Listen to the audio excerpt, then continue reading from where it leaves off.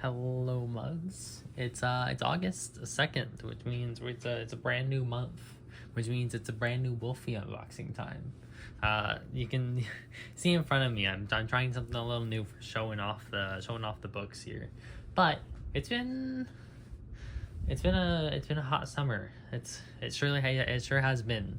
I hope everyone's been staying hydrated and cool and inside their homes, unless you're forced outside, in which case I hope you are taking care of yourself. I, for one, don't leave my house. In fact, I'm stuck in this room forever. I just kind of leave the world behind after I finish filming this video, and I just come back into existence to film the next video and then disappear again. It's a weird phasing thing. Don't worry about it. Anyway, we have manga to show off, other things to show off, game to show off. Just a single game. But let's hop into it. First off, we have volume 28 of Sleepy Princess in the Demon Castle. Let's see if I can adjust this a little bit, show it off a little better. There you go. We're approaching that 30 mark very quickly. I know it's already out in Japan, so it's definitely coming, but I've said it before, I'll say it again, I have no idea how long the series is gonna stay in production. But you know, the more volumes that come out, the more pretty cover arts I have on my shelf, because Sleepy Princess has some of the best, like, just all around cover art selections of any manga I've seen. I think they're all stunning. They're fantastic work from Kumano Mada on the illustrations here. Anything on the back? Just a little dark image. I like it. It's pretty.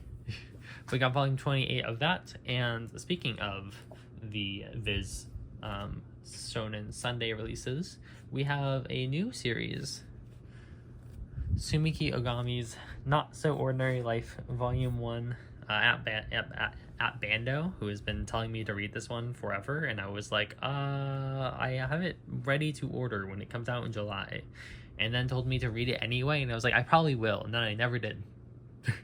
I simply did not. I haven't read much manga at all recently, actually, which is totally on me. I have to catch up on so much, but Sumiki Ogami's Not So Ordinary Life is here. I had to grab this one because cute wolf girl.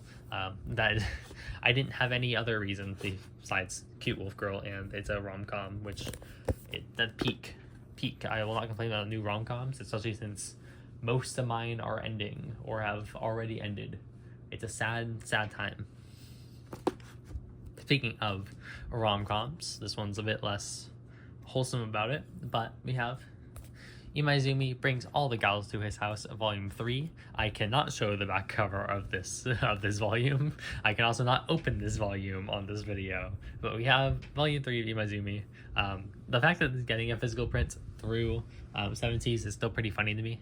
But I guess it is the safer for work version of the manga, even though it's not really that much. The only thing it removes is the actual not safe for work parts, but you know, it's fine. Next we have a manga that I've been waiting on for a while, because I just did not think we were ever going to get the next volume of this, because it's been forever.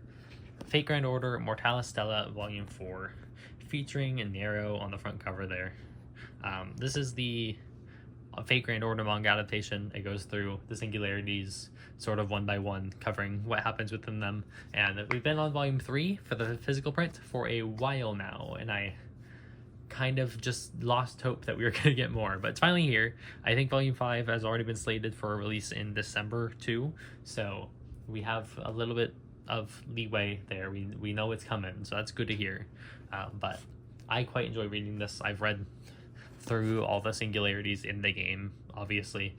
I've watched all the anime, you know how it is. Fate is a big series, and I will do everything I can to keep indulging myself in it. But it's very well drawn from Shiromine. I think that's one of the main appeals of reading this manga adaptation, is if you really just want to get some cool ass art scenes of scenes you really like from the game, drawn by Shiromine.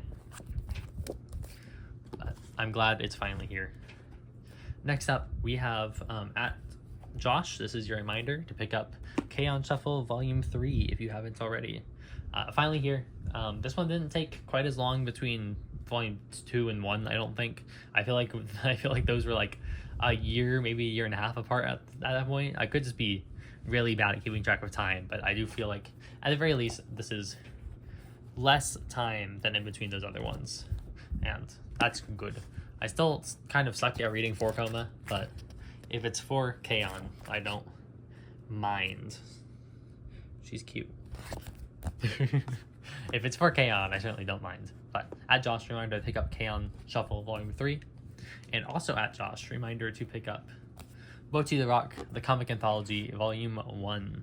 Obviously, comic anthology, so this isn't exactly the original creator or artist or anything. It's a bunch of fan comics put together. Apparently, there's going to be more than one, which is pretty cool.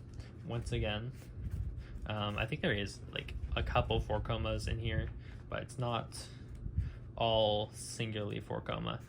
Look, cat. It's the animal band. I haven't read through this yet, but it's Bocchi the Rock. I already have the actual series and the Kikuri Hiroi drinking diary, so I had to get the comic anthology too, obviously. I don't know how many of this they're gonna be. I think they're still technically making Bocchi comic anthology comics, so it could just go on until they stop doing it. Who knows? It could be just 2 volumes. Either way. Next up, though, we are on to the light novels of the list, including, actually, we're going to start here. We have Oshinoko, Spica of the First Star. It says Volume 1. As far as I know, it is just this volume. I haven't... Annie list, Miami list, all the reports I see of it say that it's a single volume entity. If there is more volumes in the future, then I'll grab those volumes too. But, like, from what I know, there's only 1 volume out. So, you know. Anyway, this is a light novel, prequel to Oshinoko, as far as I'm aware. I haven't read through it yet. I need to actually finish reading Oshinoko before I get to this, even though it's a prequel.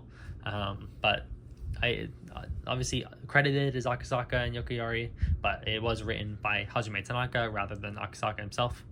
So I'm still pretty high hopes for this. I haven't seen too many people talk about it or like the reception of it necessarily, but it's cool to get a look at Eyes Past, even though I feel like that's something they could just showed off in the actual manga rather than giving us a light novel spin-off, but oh well.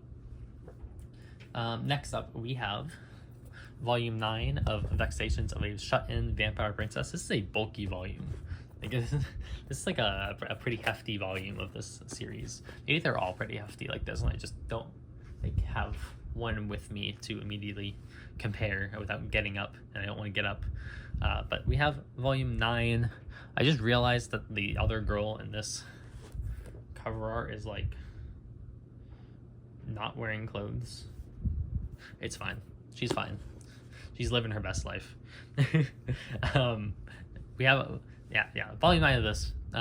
Still not fully caught up on most of my light novels. I will get there eventually, but I do wonder if we'll see season 2 of this come into fruition. Season 2 happen. We're gonna see if season 2 happens, because I know season 1 was a year or so ago at this point. I didn't watch it just because I needed to catch up on the LNs, but I heard it was pretty good reception. It looked really pretty from the trailers and from what little I did see of it, so that's good. And next we have actually the final volume of Love is Dark, Volume 3. This is a really cool cover art. I fuck with the like pure yellow black color scheme with like nothing else. It's like they just had a yellow print and then drew black along it. It looks really good. It kind of stands out on the shelf because like I don't have many books with a yellow spine. Maybe like 2 volumes of Dom 100, but when it's this yellow, it stands out on the shelf, to be fair. But it is really pretty. Of course, you have the image on the back, which kind of takes away from that pure yellow and black theme, but cover art's still really good. And this is the final volume, so I'm excited to see how Love is Dark comes to its conclusion. because I have not sure what to expect. I'm not sure what to expect. But speaking of things I'm not sure what to expect, one more thing before we end the Wolfie unboxing here is a single game. I did actually pick up some more games this month, but not something like Wolfie unboxing based necessarily. Mugcord already got a look at all of it, so it's fine. Instead, we have just the one major game release for this month, for me anyway. No Sleep for Konami Date on the Nintendo Switch. They released on the Switch 2 as well, but it was a Game Geek card, so I bought the Nintendo Switch 1 version because I don't want your Game Geek cards. Nintendo, please stop making those. Please give the people that are selling games on your console a way to sell actual games instead of a license to a game. It's awful. I don't know if did anyone watch that Nintendo Direct? I think every game announced in that Direct is a Game Geek card. From what I think so far, every physical announcement I've seen is a Game Geek card. It's awful. But No Sleep for Konami Date is here. I do have the game in my Switch right now, so it's gone. But we have the stickers. Very, very cool. You have there's an eyeball in back here. There we go. Aiba. I love Somni Files. It's a cool box art, by the way, of the syncing machine. I love Somni Files. I'm very excited to play this little spin-off game following Iris, who has been abducted by aliens, from what I've gathered. I'm not sure what to expect from it. I know the writer and creative team behind it is different than the usual games. It was published through Spike Chunsoft though, and I think Ujikoshi did have some oversight on it. But I'll have to jump in and see how it compares to the main series games. I'm not expecting it to be as stellar just because it's a spin-off, shorter game, but I love the cast and the stories of Somnium Files so far. I actually managed to get a few friends to jump into it as well, and they've seemed to enjoy it. So if this box art looks tempting to you, go check out either Somnium Files. You normally get it on a decent sale. The first one's $4 pretty often on Steam, for example. But anyway, that's everything. We have either Somnium Files and then all the books here. Let me turn these light novels around and move these to the top of the stack so they aren't completely crushed. There we go. It's kind of covered up, but you know how it is. All right, there we go. That's the Wolfie unboxing for July. Yes, that's the month that was just passed. All right, see you next time. The August haul should be a fun one, I think. There are still some things I'm iffy on as to whether or not they're going to be available to me immediately. I'll have to keep track of some release dates and stuff like that. But it could be a fun one. We'll see. Either way, have a great rest of the month. To everyone going back to school, good luck. To everyone not going back to school, still good luck. And ciao.